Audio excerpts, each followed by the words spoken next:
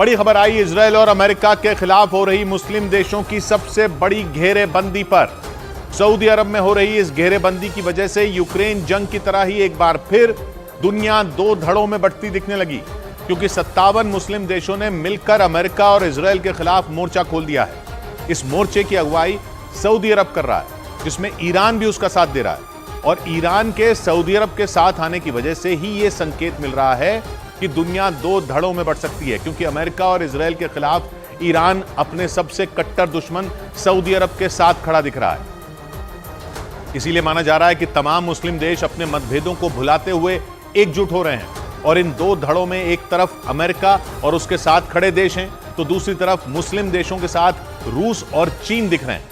यही नहीं, मुस्लिम देश अपनी एकजुटता दिखाने और अपनी आगे की रणनीति बनाने के लिए अहम बैठक करने वाले हैं।